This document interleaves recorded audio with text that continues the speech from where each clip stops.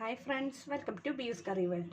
ഇന്നത്തെ നമ്മുടെ recipe Thalassery chicken dum ബിരിയാണിയാണ്. അപ്പോൾ അതിനുവേണ്ടി ഞാൻ എടുത്തിരിക്കുന്നത് 1/2 കിലോ ചിക്കനാണ്. തീരെ ചെറിയ പീസൊന്നും അല്ല. നമ്മൾ സാധാരണ ബിരിയാണിക്ക് ചെയ്യുന്ന പോലെ അത്യാവശ്യം വലിയ പീസായിട്ട് തന്നെയാണ് എടുത്തിരിക്കുന്നത്.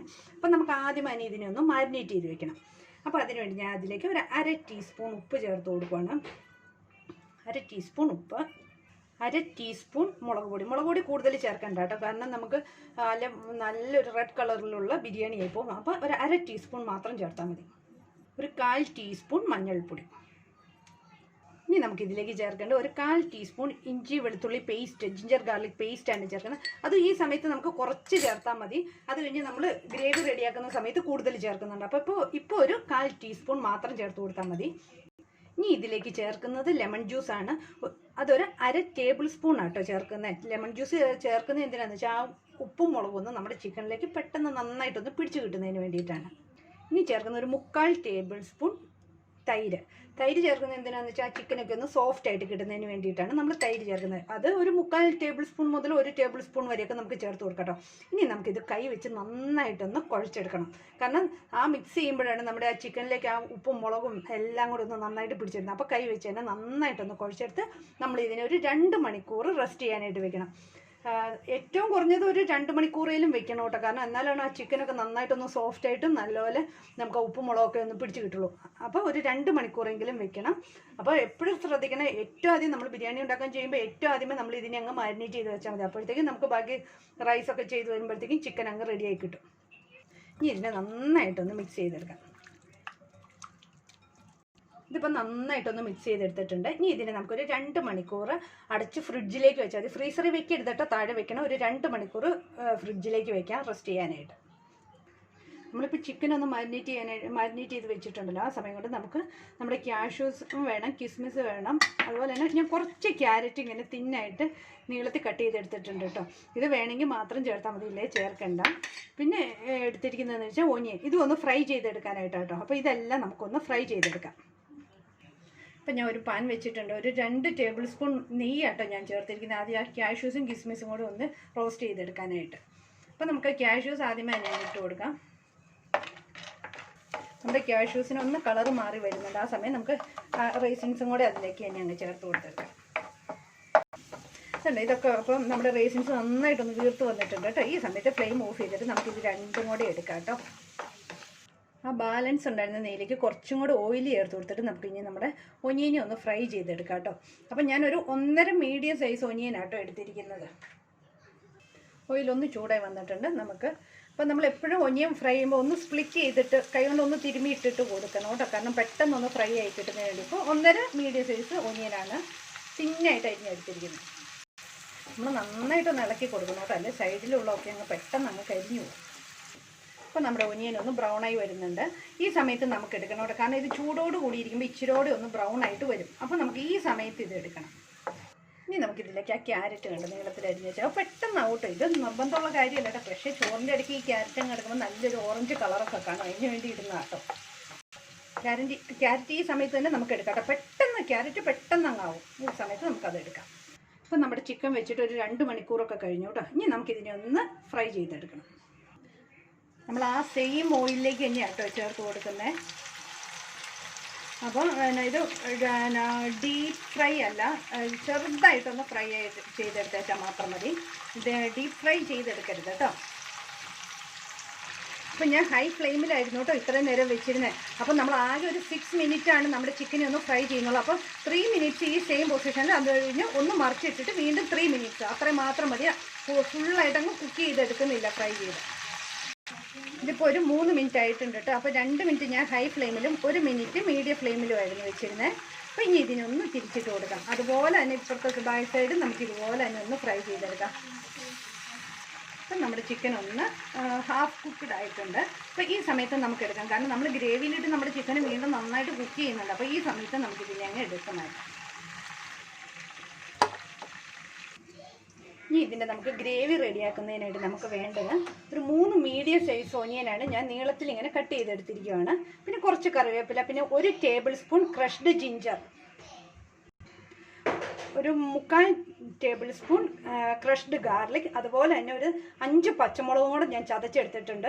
ഞാൻ വേണമെങ്കിൽ ഇതൊന്ന് മിക്സിയിലിട്ടൊന്ന് കറക്കിയെടുത്താൽ മതി കേട്ടോ. ഞാൻ ഇത് ആ ഇടിക്കുന്ന കല്ലിലിട്ടൊന്ന് ചതച്ചെടുത്തിരിക്കുകയാണ്. പിന്നെ ഒരു 3 ഗ്രാമ്പും എടുത്തിട്ടുണ്ട്.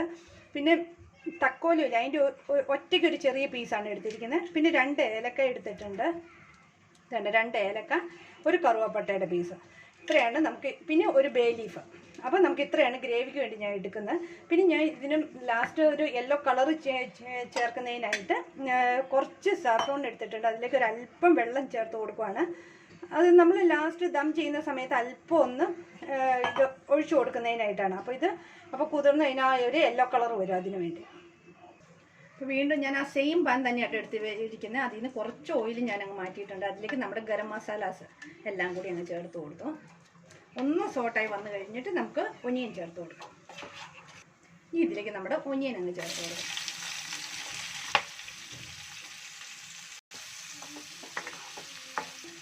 കറിവേപ്പില. ഒനിയൻ ഒന്ന് വാടിയൊക്കെ വന്നിട്ടുണ്ട്. ആ സമയത്ത് നമുക്ക് നമ്മുടെ ഇഞ്ചിയും വെളുത്തുള്ളിയും പച്ചമുളകും കൂടെ ഇതിലേക്ക് ചേർത്ത് കൊടുത്ത് നന്നായിട്ടൊന്ന് വഴറ്റിയെടുക്കാം. അപ്പോൾ നമ്മുടെ സവോള ഒന്ന് വഴന്ന് വന്നിട്ടുണ്ട്. ഇനി ഇതിലേക്ക് നമുക്ക് ഇതിന് വേണ്ട പൊടികൾ ചേർത്ത് വെക്കാം. ടൊമാറ്റോ ഞാൻ ചേർക്കുന്നുണ്ട്. ഇത് പൊടികളൊന്ന് വഴറ്റി എടുത്തിട്ടാണ് ചേർക്കുന്നത്. അപ്പോൾ ഒരു 1/2 ടീസ്പൂൺ കുരുമുളക് പൊടി, 1/2 ടീസ്പൂൺ ഗരം മസാല പൗഡർ. നമ്മൾ ഗരം മസാലാസ് അല്ലാതെ ചേർത്തിട്ടുണ്ട്, അതുകൊണ്ടാണ് ഗരം മസാല പൗഡർ 1/2 ടീസ്പൂൺ ചേർത്ത്. അല്ലെങ്കിൽ ഒരു 1/4 ടീസ്പൂൺ മഞ്ഞൾപ്പൊടി. അപ്പോൾ ആദ്യം അല്ലാത്ത ഗരം മസാലാസ് ചേർക്കുന്നില്ല എങ്കിൽ നമുക്കൊരു 3/4 ടീസ്പൂൺ വരെ ഗരം മസാല പൗഡർ ചേർത്ത് കൊടുക്കാം കേട്ടോ. ഇനി ഇതിലേക്ക് ഞാൻ 1 ടീസ്പൂൺ നിറച്ച് മല്ലിപ്പൊടി ചേർത്തിട്ടുണ്ട് കേട്ടോ. 1 ടീസ്പൂൺ നിറച്ച്. ഇനി മുളക് പൊടി ഞാൻ ചേർക്കുന്നില്ല കേട്ടോ ഇതിൽ. ഇതിൻ്റെ പച്ചമണമൊക്കെ ഒന്ന് മല്ലിപ്പൊടിയുടെയും മസാലപ്പൊടിയും എല്ലാത്തിനും പച്ചമണം ഒന്ന് നന്നായിട്ട് മാറുന്ന വരെ നമ്മൾ ഇതിനെ ഒന്ന് സോട്ട് ചെയ്തെടുക്കണം. അത് കഴിഞ്ഞിട്ട് ഇനി ഇതിലേക്ക് നമുക്കൊരു 2 മീഡിയം സൈസ് ടൊമാറ്റോ. അത് ഞാൻ സ്കിന്നൊക്കെ റിമൂവ് ചെയ്തിട്ടുണ്ട്. സീഡ്സും ഒന്ന് കളഞ്ഞിട്ടാട്ടോ എടുത്തിരിക്കുന്നത്. അത് രണ്ടും ചെയ്യണമെന്ന് നിർബന്ധമില്ല. ഞാൻ സീഡ്സ് സ്കിന്നൊക്കെ എപ്പോഴും ഒന്ന് റിമൂവ് ചെയ്തിട്ടാണ് എടുക്കുന്നത്. അതുകൊണ്ട് ഞാനത് സീഡ്സും സ്കിന്നും ഒന്ന് റിമൂവ് ചെയ്തിട്ട് എടുത്തിരിക്കുന്നതാണ്. ഇതുവരെ നമ്മൾ ഇതിൽ ഉപ്പ് ചേർത്തിട്ടില്ലായിരുന്നു. ഇനിയിപ്പോൾ ഈ സമയത്ത് ഞാൻ ഇതിലേക്ക് ഒരു 1/4 ടേബിൾ സ്പൂൺ ഉപ്പ് ചേർത്ത് കൊടുത്തു. അപ്പോൾ ഉപ്പിൻ്റെ ഓരോരുത്തരും നോക്കിയിട്ട് ഒന്ന് ചേർത്ത് കൊടുക്കുക കേട്ടോ. നമ്മൾ കൂടുതൽ ഒന്നിച്ച് ചേർക്കണ്ട. കൂടി ഇല്ലെങ്കിൽ നമുക്ക് പിന്നീട് ചേർത്ത് കൊടുക്കാം. ഇപ്പോൾ നന്നായിട്ടൊന്ന് മിക്സ് ചെയ്തിട്ടുണ്ട്. ഇനിയിപ്പോൾ നമ്മുടെ ടൊമാറ്റോസ് ഒക്കെ ഒന്ന് കുക്കായി വരുന്നതിന് വേണ്ടി നമുക്കൊന്ന് അടച്ചു വെച്ചൊന്ന് കുക്ക് ചെയ്തെടുക്കാം. അപ്പോൾ പെട്ടെന്ന് ടൊമാറ്റോസ് ഒന്ന് കുക്കായി വരും. നമ്മുടെ ടൊമാറ്റോ ഒന്ന് കുക്കായി വരുന്ന സമയം കൊണ്ട് നമുക്ക് ഇതിൻ്റെ റൈസ് കുക്ക് ചെയ്യാം. അപ്പോൾ അതിനുവേണ്ടി ഞാൻ എടുത്തിരുന്ന 2 കപ്പ് റൈസാണ്. അപ്പോൾ 1/2 കിലോ ചിക്കന് നമുക്ക് ഒരു 1/2 കിലോ വരെ റൈസൊക്കെ ഉപയോഗിക്കാം. അപ്പോൾ റൈസ് കൂടുതൽ വേണ്ടവർക്ക് കൂടുതൽ ചേർത്ത് കൊടുക്കാം. അപ്പോൾ അതനുസരിച്ച് ഞാൻ ഇപ്പോൾ എടുത്തിരിക്കുന്നത് ഒരു 2 കപ്പ് റൈസാണ്. ഇതൊരു അരമണിക്കൂർ സോക്ക് ചെയ്തിരിക്കുന്നതാണ്. ഇതുണ്ട് ജീരകശാല റൈസാണ് എടുത്തിരിക്കുന്നത്, ചെറിയ അരിയായിട്ടുള്ളത്. അപ്പോൾ ഒരു അരമണിക്കൂർ സോക്ക് ചെയ്തെടുത്തിരുന്നതാണ്. അപ്പോൾ എന്നിട്ട് അതിൻ്റെ വെള്ളമൊക്കെ ഫുള്ളായിട്ട് മാറ്റിയെടുത്താണ്.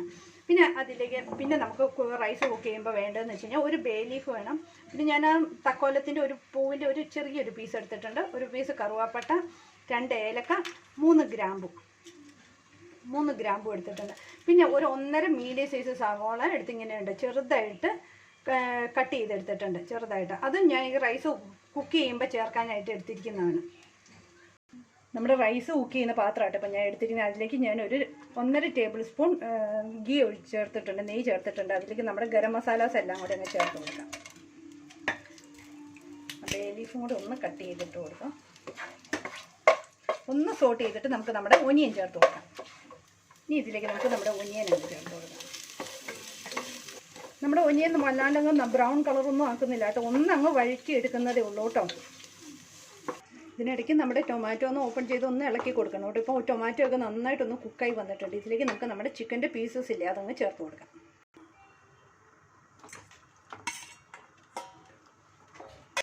ചിക്കനെ നന്നായിട്ടൊന്ന് മിക്സ് ചെയ്യുക. എന്നിട്ട് നമുക്ക് ഒന്ന് മീഡിയം ഫ്ലെയിമിൽ തന്നെ ഒരു 2-3 മിനിറ്റ് ഇങ്ങനെ അടച്ചു വയ്ക്കാം കേട്ടോ.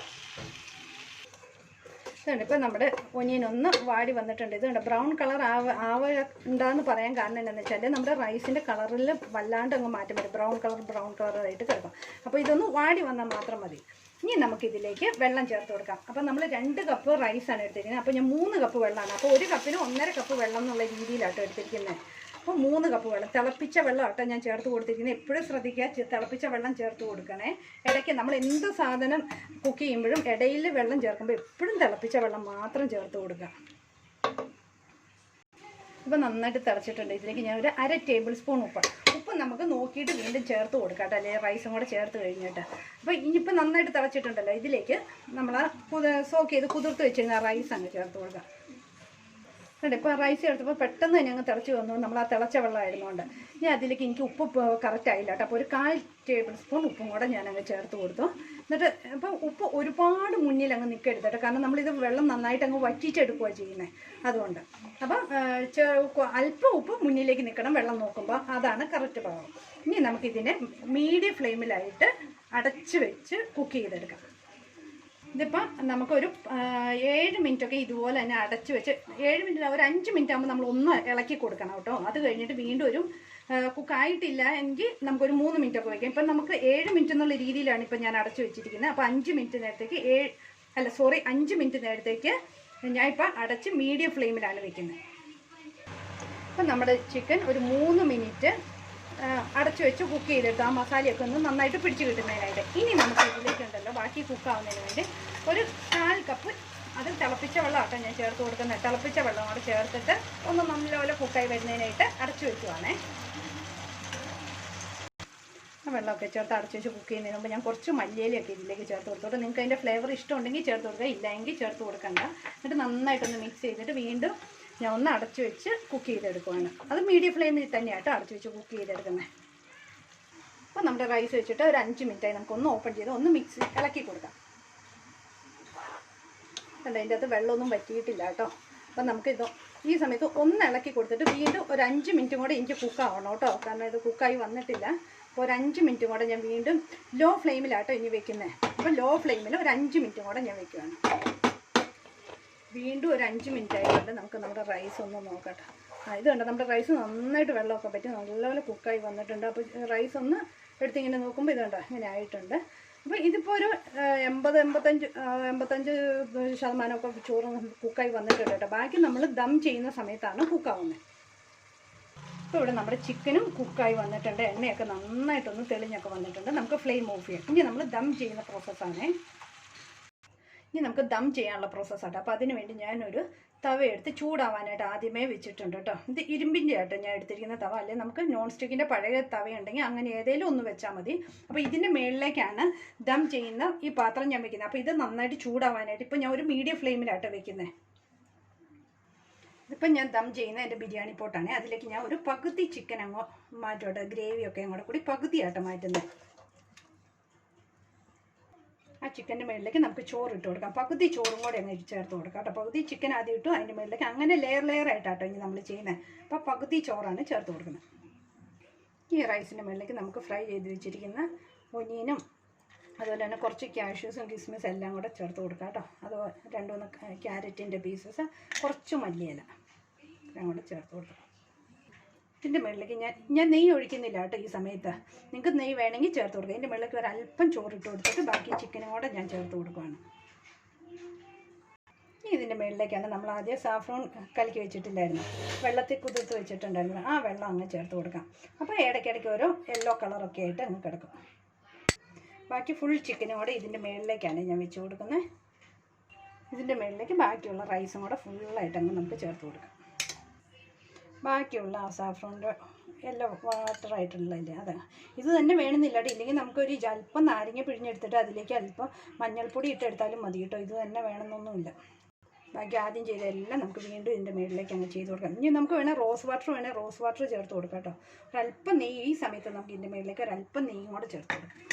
ഞാൻ ഒരു ടേബിൾ സ്പൂൺ നെയ്യ് കേട്ടോ, കൂടുതൽ നെയ്യ് ചേർക്കുന്നില്ല, കാരണം നമ്മൾ ആദ്യമൊക്കെ നെയ്യ് യൂസ് ചെയ്തിട്ടുണ്ടായിരുന്നു. ബാക്കിയുള്ള ഓനിയൻ ഫ്രൈ ചെയ്തതും കാഷ്യൂസും കിസ്മിസും എല്ലാം കൂടെ നമുക്കങ്ങ് ചേർത്ത് കൊടുക്കാം. ഞാനൊരല്പം മാറ്റി വെച്ചിട്ടുണ്ട് കേട്ടോ, ലാസ്റ്റ് ഒന്ന് ചേർക്കാനായിട്ട്, അവസാനം സെർവ് ചെയ്യുമ്പോൾ ഒന്ന് ചേർക്കാനായിട്ട് എല്ലാത്തിൻ്റെ അല്പം വീതം മാറ്റി വെച്ചിട്ടുണ്ട്. അപ്പം നമ്മുടെ ഈ പാത്രം ഒന്ന് നന്നായിട്ട് ചൂടായി വന്നിട്ടുണ്ട് കേട്ടോ. തവ നല്ല ചൂടാണ്. അപ്പോൾ അതിലേക്ക് നമ്മൾ ബേക്ക് ചെയ്യാനുള്ള ഈ പാത്രം ഇതല്ല, ഇതങ്ങ് എടുത്ത് വെച്ചു. നന്നായിട്ട് ചേരുന്ന അടപ്പ് വെച്ച് വേണം നമ്മളിത് അടയ്ക്കാനായിട്ട്, അല്ലെങ്കിൽ ഇതിൻ്റെ ഇത് ആവി മുഴുവൻ പുറത്തേക്ക് പോകും, ചൂടൊക്കെ ഫ്ലേവറൊക്കെ പുറത്തേക്ക് പോകും. അപ്പം നന്നായിട്ട് ചേരുന്ന അടപ്പ് വെച്ച് വേണം ഇത് അടയ്ക്കാൻ. അല്ല എങ്കിൽ നമുക്കൊരു അല്പം മൈദ എടുത്ത് കുഴച്ചിട്ട് സൈഡിൽ കൂടെ ചേർത്ത് വെച്ച് കൊടുത്തിട്ട് നമുക്ക് അടപ്പ് വെച്ച് അടയ്ക്കാവുന്നതാണ്. അല്ലെങ്കിൽ വേണ്ട ഒരു ഫോയിൽ പേപ്പർ ആണെങ്കിലും എടുത്ത് വെച്ചാൽ മതി. എന്നിട്ട് ഈ അടപ്പങ്ങ് ചേർത്ത് അടച്ച് വെച്ചാൽ മതി. ഇതിന് നമുക്കൊരു 10 മിനിറ്റ് ഇങ്ങനെ മീഡിയം ഫ്ലെയിമിലാട്ടോ വെച്ചിരിക്കുന്നത്. കാരണം നമ്മുടെ തവ നന്നായിട്ട് ചൂടായിരിക്കുന്നതാണ്. അപ്പോൾ ഇനി ഇതൊരു മീഡിയം ഫ്ലെയിമിൽ 10 മിനിറ്റാണ് ദം ചെയ്യാനായിട്ട് വെക്കുന്നത്. അപ്പോൾ നമ്മളിത് ദം ചെയ്യാൻ വെച്ചിട്ട് ഒരു 10 മിനിറ്റ് ആയിട്ടുണ്ട് കേട്ടോ. ഇനിയിപ്പോൾ നമുക്ക് ഫ്ലെയിം ഓഫ് ചെയ്യാം. പക്ഷേ ഇപ്പോൾ തുറക്കരുത് കേട്ടോ. ഒരു 10 മിനിറ്റ് ഇതിങ്ങനെ അടഞ്ഞു തന്നെ ഇരിക്കട്ടെ. അത് കഴിഞ്ഞിട്ട് ഒരു 10 മിനിറ്റ് കഴിഞ്ഞിട്ട് നമുക്ക് ഓപ്പൺ ചെയ്യാം. ഇപ്പോൾ ഒരു 10 മിനിറ്റൊക്കെ കഴിഞ്ഞു കേട്ടോ. ഫ്ലെയിം ഓഫ് ചെയ്തിട്ട് ഇനി നമുക്കിതൊന്ന് ഓപ്പൺ ചെയ്യാം. കണ്ടോ, നല്ല ആവിയൊക്കെ വരുന്നത് കണ്ടോ. കണ്ടോ, ഇത് അല്പം പോലും താഴെ പിടിച്ചിട്ടൊന്നുമില്ല കേട്ടോ. കാരണം നമ്മളൊരു മറ്റൊരു പാത്രം ചൂടാക്കി അതിൻ്റെ മേളിൽ വെച്ചല്ലേ ബേക്ക് ചെയ്തെടുത്തത്. അതുകൊണ്ട് തന്നെ അല്പം പോലും താഴെ പിടിച്ചിട്ടൊന്നുമില്ല. ഇപ്പോൾ ഞാൻ ഒരു പാത്രത്തിലേക്ക് മാറ്റിയിട്ട് കാണിക്കാം കേട്ടോ. അതിൽ ഒരു പാത്രത്തിലേക്ക് എടുക്കാം. ഇങ്ങനെ നമുക്ക് ഒരു സൈഡിൽ നിന്ന് തന്നെ ഇങ്ങ് എടുത്തേക്കാം. അപ്പോൾ ഞാൻ നമ്മുടെ ബിരിയാണീനെ ഒരു പാത്രത്തിലേക്കൊക്കെ മാറ്റിയിട്ടുണ്ട് കേട്ടോ. അങ്ങനെ നമ്മുടെ തലശ്ശേരി ചിക്കൻ ദം ബിരിയാണി റെഡിയായി. എല്ലാവരും വീട്ടിൽ ട്രൈ ചെയ്ത് നോക്കണേ. വളരെ ടേസ്റ്റി ആയിട്ടുള്ള ഒന്നാണ്. അപ്പം വീഡിയോ ഇഷ്ടമായി കഴിഞ്ഞാൽ ലൈക്ക് ചെയ്യാനും ഷെയർ ചെയ്യാനും അതുപോലെ തന്നെ സബ്സ്ക്രൈബ് ചെയ്യാനും മറക്കല്ലേ. മറ്റൊരു റെസിപ്പി ആയിട്ട് നമുക്ക് വീണ്ടും കാണാം.